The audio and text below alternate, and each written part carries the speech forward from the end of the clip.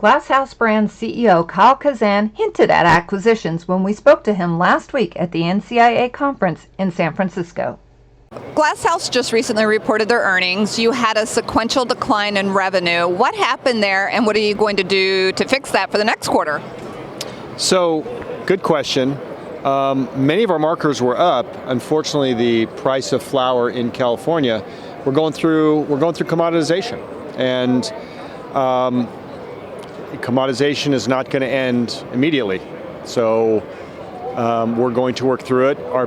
The biggest plan we have is to do our grow in the massive facility we just bought, where we can take our COGS down. You know, I care mainly about margin. I can't control the price of the market. And so as long as we can do that, and we are confident that we'll be able to take our COGS down, but we'll start growing in the first quarter of next year, and we won't harvest until June or July. So it's going to be a bit.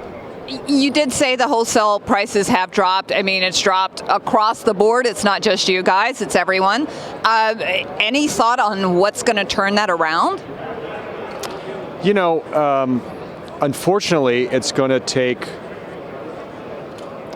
you know, there's too many producers right now producing too much, and since we can't sell legally across the border, it's going to have to be either a rise in demand or supply needs to fall in line. And during commoditization, it's going to come down to people that grow the best and also pricing, and it's going to be a shakeout.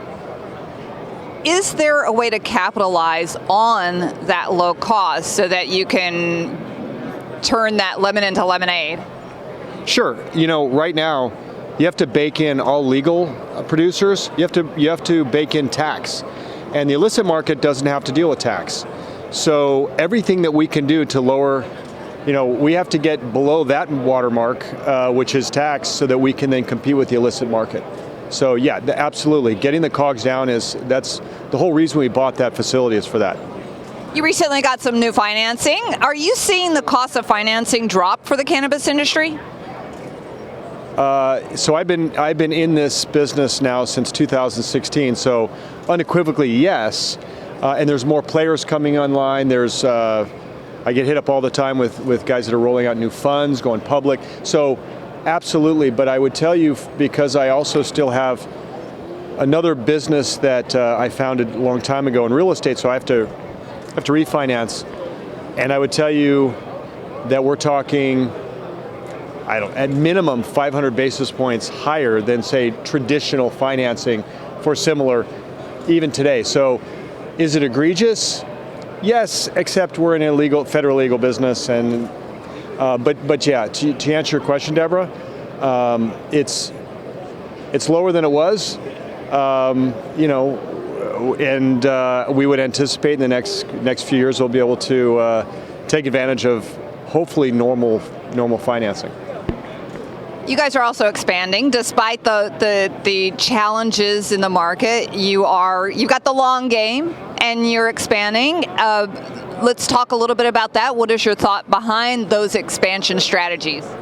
You know, I get asked that question all the time, oftentimes with like one eye, like, what are you doing?